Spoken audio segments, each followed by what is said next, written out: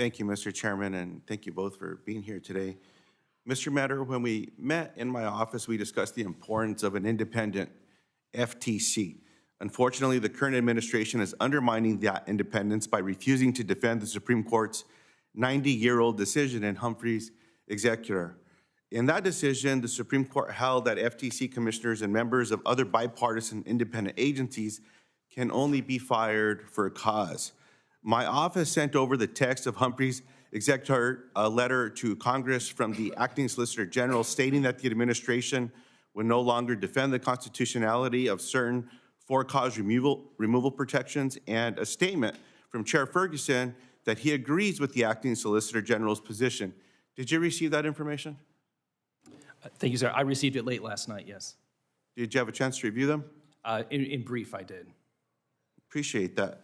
Do you agree with the Solicitor General's position?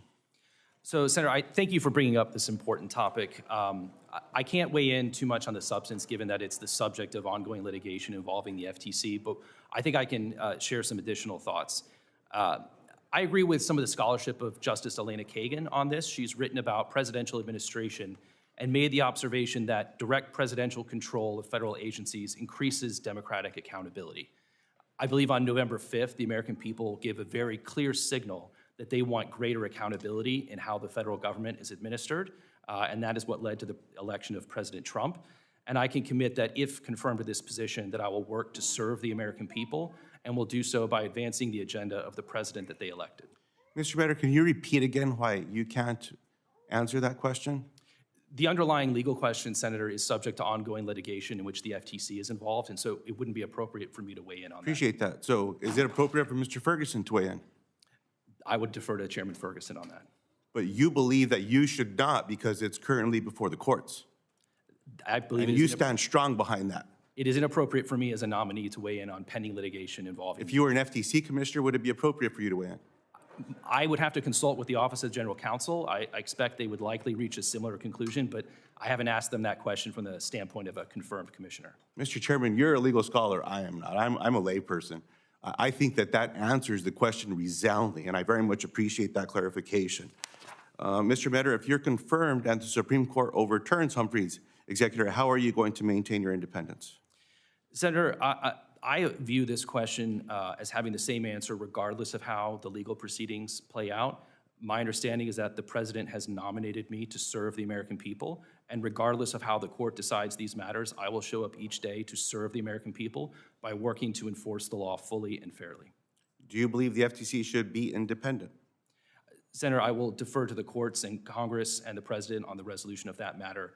I view my job as a narrowly focused one on enforcing the law to the best of my ability. And it speaks for itself. The previous administration, the FTC's, with their work, with their mission with PBM, I think that there was a question asked by Lisa Blunt-Rochester in this space. Will you commit to continuing the important work of holding PBMs accountable with their practices? Thank you. Yes, as I mentioned for Senator Blunt-Rochester, this is a very important topic, and I'm glad to see the interest in it among the committee members. If confirmed, I can absolutely commit to ensuring we're enforcing the competition laws across the entire healthcare space. Last Congress, I pressed Merck's CEO to ensure that they wouldn't play patent games when the primary patent for their cancer drug, Keytruda, comes up. He agreed that they wouldn't for the intravenous version of the drug, but soon after came out the subcutaneous version of the drug, which you may be aware is between the skin and the muscle. So it tries to get below all the skin, but right above the muscle.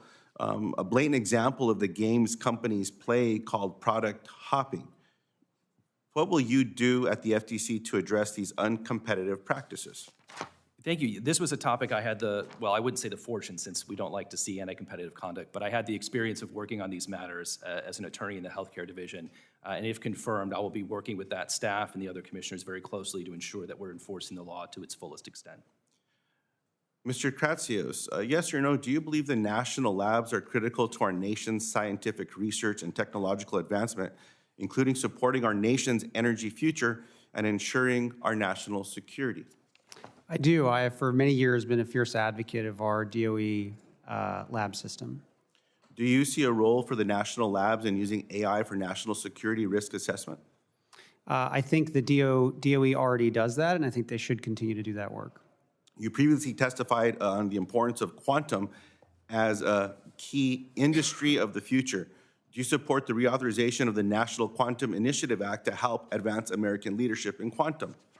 I was a big advocate of the initial passing of the bill, and I would love to work with this committee again to see if we can get it reauthorized. Appreciate that. Mr. Chairman, just a little sidebar there.